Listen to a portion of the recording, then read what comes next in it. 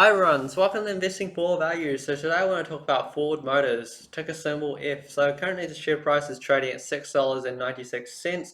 Though if you look at the 6-month share chart, this stock was trading around $9 for quite a while. Though recently it's dropped off because car sales have dropped off, and also, yeah, performance-wise, financially hasn't been that great. So they're now trading below $7, giving a valuation of $27.6 billion. Dividend yield is 60 cents, which is quite a high dividend yield in the scheme of things, giving you an 8.6% yield. So, and they've been paying this dividend since 2015. So they've been paying this dividend for quite a while, and they're being able to do it consistently. Though you got to look at things and go, is this company in a state of decline because they're paying a dividend that's quite high right now? So if you look at revenues haven't been like too bad. Like they've been moving up over time, though far-fetched from their 2005 and 2007 days when they did $170 billion. And in the past 10 years, they've never ever reached that high in their history again. So you kind of have to consider that this is a company that's slightly in decline. Like it's selling more cars in revenue value, though the units have been decreasing. If you look at the US car sales, they had used to have an 18% market share, and they used to be selling about 3 million cars. Now they're selling about 2.4 million cars with a 14% market share. Global sales has been declining from 7% to 6%, from the 6.7 million cars 4 years ago to 5.5 million last year. So you can kind of see these sales are dropping off as they go, and that's just a lot of competition. Like they do really well in the US market because Ford generally makes these very large cars that just, they're very known for like fuel guzzling type of cars. Though in other markets, people kind of like very efficient cars that use less fuel, and they tend to be a lot smaller in size. So Ford's not finding it easy to compete overseas with all the Japanese cars. So yeah, it's not really a good situation globally. And in the domestic market, they still continue to do fairly well, even though sales have declined and market share has declined. They've kind of held on, especially with a lot of competition coming in. And you would kind of expect, as EVs are starting to become very popular, that EVs kind of slowly eat into the market share, and then Ford kind of has to. There's a bit of more pressure to slowly just convert their existing products to EVs, and we'll see how they go. They are putting money in there. They're trying to convert, but in the meantime, how's your net profits? Because you need money to grow. You need money to do R&D. So if you look at their net profits, last year was abysmal. And in prior years, they've been pretty good in prior years, though very, very inconsistent for this company. But enough to pay dividends. So the question is, do they make enough money this year to pay dividends? And that's the thing. It's like you're if a car company is in decline, and they're paying a really high dividend, that's probably a scary part as well because they're spending a lot of money trying to upgrade everything from the current production line. You got to change the whole production line. You got to fire some staff, and you got to hire new staff to be able to that are going to learn how to be able to make those EVs, right? So if you look at their 2020 forecast, they're expecting adjusted EBIT of 5.6 to 6.6 billion. If that was the case, then things kind of look very bright this year in terms of financials, and the share price isn't trading too badly at this price. So in a sense, I think it's worth buying a little bit if you like your dividends. Though I think you want to keep a bit of cash on the side because, like, even though they've given this guidance, I kind of think that with the supply chain issues, they're going to last quite a long time, and their production lines are going to be interrupted. A few things are going to be delayed, and they also have quite a few legacy costs with their dealers. So currently, all their dealers are not equipped for EVs, and they have about 11,000 dealers. And if to upgrade every dealer, you're talking about tens of thousands of dollars, and in total with 11,000, you're talking about tens of billions of dollars. So, and Ford isn't contributing any money towards it. Though you can kind of see companies like Volkswagen, Nissan, they're contributing money to their dealers. They're giving them as much as like 50% on a dollar to help them upgrade, which is a good idea, which Ford should, in a sense, be doing, because if they're wanting to keep up, um, they got to get the dealers up to scratch, because Ford makes the cars, they give them to the dealer to sell, and then it reaches the consumer. So Ford doesn't get to sell directly to the consumer in that sense. So you really rely on your dealers. So if your dealers aren't equipped to sell EVs, and you aren't making EVs, then you're kind of starting to fall behind. So you want to watch Ford and go, are they making EVs? Like, they are making EVs. Like, you can see here, they have this Mustang, which is quite nice. But the question is, how much would this car be in demand? How much does it cost? It's likely a very costly car that isn't going to sell a lot, though it's kind of like the Tesla way, right? Make a very nice car, start selling that, get people used to it, then afterwards, once you know how to make it, then you start making the more standard models with lower costs, and then you reach the mass market. So as you can see, they've got a small display. That's what the inside looks like, more simplified. Has a screen that you just touch and go. And you've also got a front and a team behind it with the logo, with a horse. So as you can see, they're trying to keep up with things. Though, they might have to move at a quicker pace. As you can see, this is a company with a lot of history. They have logos dating to back like 1900s, like early hundreds. So, and you can see, their logos kind of developed over time. Though in the last few decades, you can kind of see where they're going. They just want that nice, simple logo to keep that font. Um, and this company kind of has a lot of American history. The government likely would help this company if things didn't go too well, though you kind of wish it doesn't come to that. That it could potentially come to that, because like if you look at the debt, within the next 12 months they've got 52 billion of debt due. After 12 months they've got 87 billion due, and the current cash and credit facilities that they have is around $51.5 billion, so enough to last a year. Though this isn't a company that can afford to mess up. If they mess up, then it potentially doesn't, it could potentially mean the company gets into a lot of trouble financially. So, in terms of like the dividend, is this company worth buying? Like, I think if you see kind of like good things for the future, then it's potentially worth a buy. But if you don't kind of see this company being innovative enough, and you kind of think that Tesla is just going to come in and take their market share over time, then yeah, you'd probably be right to worry for this company. So it kind of, I think you just have to watch how they develop in the next 3 to 6 months, or even the next 12 months, to really know. I would say, like, I'd try to buy at the lowest share price I can get for this company, and currently I think the share price has a bit more room to go down, particularly in this current market where everyone's kind of like selling down things. Like, you might want to consider, like, in terms of where a buying point kind of is good, maybe you can consider like start buying around $6 as it decreases in pricing. Keep a bit of cash on the side so you can buy a bit more.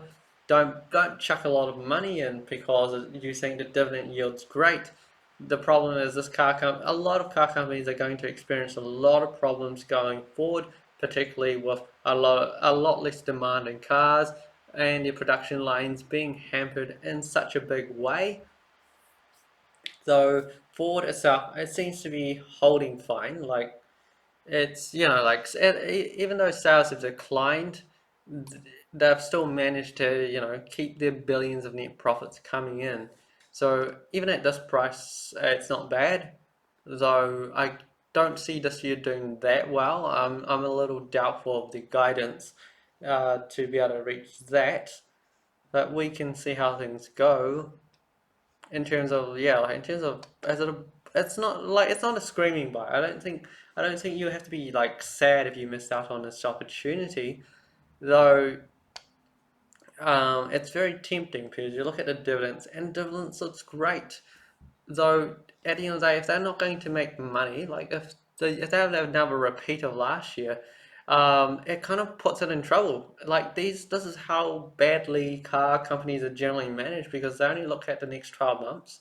They don't really have a lot of cash and facilities available to get them past that. They kind of leverage the whole company to do well in 12 months. And if they don't do well in 12 months, then basically the car company is going to be in a bit of trouble. Ford is potentially going to be in trouble if this year isn't good. But if this year's fine, if say like the current issues around the world sort itself out and supply chain resumes, Ford's cars are in demand, like they are, like there is a good segment of people who like their cars in the US market. They are selling strong. Though, you know, you can kind of see there's a bit of consolidation in the current markets. Like if you look at GM, they recently cancelled their Holden brand, which kind of leaves Ford kind of able to just like move into that space because the minute GM starts cancelling some of their brands, their cars are very similar to Ford in some sense, and Ford can just come in and just take a bit of market share. So you can kind of consider that. I don't think the global sales will decline by too much more. The US sales it would be all right. It might still be in a bit of state of decline, particularly with Tesla's selling so well. Tesla's looking at coming in and taking a bit more market share. People are very, you know, climate conscious these days. They don't want to buy big fuel guzzlers that use a lot of fuel. And I'd say like they aren't entirely geared towards the new way of thinking where people think about climate change, they think about EVs. Ford has been this very like patriotic car company. People buy it because Ford means American in terms of, you know, like the US domestic market. So I think they still have probably, you know, some good years and still in front of them. Though this is a car company that has to innovate, it has to change. If it doesn't change, it falls back. And if this year is potentially a very troubling year that could lead to a recession, the last time there was a recession, Ford share price was at $1.39 at the end of 2008. Can you imagine that? $1.39. And when you compare that 2 years ago, this company used to trade at $17. So quite a far-fetched, you know, pricing. But I think this car company is quite, you know, vital in terms of how the US kind of holds itself in terms of car manufacturing. I think if this car company has a problem, the government will bail it out. But I don't think you want to buy it at a really high price, particularly with markets being quite volatile right now. You could probably expect prices to come down a bit, especially if there's more fears in the market. So just like if you can buy it $6 or less, it's worth waiting for that. No point trying to buy at too high of a price. Now, even at this kind of price, I mean, it's not bad, but I'm very tempted to say wait for that 10% dividend yield. If say like dividends got cut in half, if you buy at 10%, at least you still have 5% on a risky company. So if you don't really want to like wait, you don't really want to buy things um, because of the dividends. Don't buy a stock because of the dividends. If we ignored the 8.6 yield for the dividend and we look at the car sales and they're in decline, we look at revenues have kept up. Profits, like they didn't look great last year, but if they can repeat the past few years where they made billions of dollars, then that's not too bad. Not a fan of the debt situation. That debt situation looks terrible, but I'd imagine this company can raise money, and if they can't raise money, I'm sure they'll get a bailout from the government because there's so many jobs on the line and this is quite like a historical company that you wouldn't want to see fail. And I don't think the government would want to see this car company fail. So I don't see this company ever like really. going to bankruptcy and going away forever. So I don't think you should pay that much considering the sales are in decline. If sales are in decline, then potentially dividends will be cut in the future to an extent, of course. So in terms of is this car company worth buying? I think if you like the company, you kind of see good things for the company going forward, then it's worth buying if the share price gets to as low as $6. Though, current pricing is okay. Like if you really, really want to buy, you can buy a little bit. But always make sure you have a bit of cash, especially in the current market when things are dropping, then it's kind of like if you wait a bit longer, the companies that just don't have that just like in terms of problematic in terms of decline. I think you probably want to buy with a large margin of safety.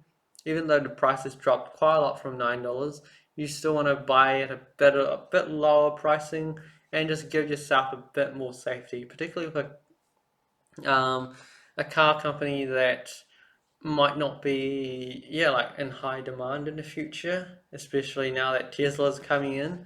And then as Tesla ramps up their car production, it starts really eating into Ford, particularly with the current lineup. And also when Tesla released their Cybertruck, that kind of started to, they kind of, made this comparison with the Ford F-150, and they were showing how the Cybertruck easily outpowered the F-150, and in the long run, you kind of see just Tesla slowly eating into their market share and them slowly dropping in like value.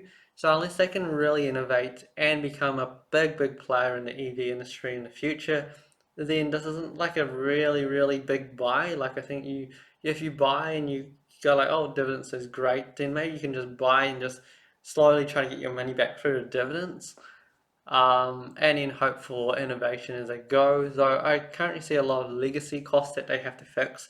They got to fix their production lines. They got to change personnel, and the biggest part of all, they need to change their dealers. Well, they need to upgrade the dealers from the current situation to the new situation. And if they're not contributing money towards it, and the dealers are reluctant to spend the money on it, then it's a big, big problem for things going forward. Particularly now that you've got Volkswagen, you've got Nissan, they're all telling the dealers to upgrade. They're giving them some of the money to do the upgrades, while Ford isn't. So you want to see, and particularly now that Ford's very highly leveraged, then they need to find the money to help the dealers. I don't think they can find the money to help the dealers. And with the decline in their profits, it's not a great situation either. But I think they can still keep going. Like if you look at their sales hasn't been too bad. They managed to keep up the sales. I think net profit wise, they'll still remain a bit more competitive because people love the Ford brand. They still buy the Ford cars. So I think you need this company to just show some more progress that it is turning around. Yeah, until then, I think currently you don't want to be buying at this price. You want to be buying at a lower pricing, even though the dividend yield, like just don't think about dividend yield when you're buying this company. Think about the future. If you think about dividend yield too much, it's going to make you do a wrong decision. So I was thinking, if the price comes lower, then maybe buy some. If not, no loss opportunity because things aren't, if you want to buy a company for long term, maybe Ford isn't a long term company. I think it's just more like a short term company that you get some high paying dividends and potentially the share price comes back up. But apart from that, they're not showing a lot of things that are keeping them relevant. Like, I do appreciate that they're turning towards EVs, though they need to start showing a bit more progress in this field. Until then, that's just my opinion of the current company. I hope that was in some way informative, or anyway, that's just my opinion. And you might have a different opinion. That's very fine. If you've got any companies that you would like to look at, just comment below. And I'll just be happy to look at them. Until then, good luck investing, everyone.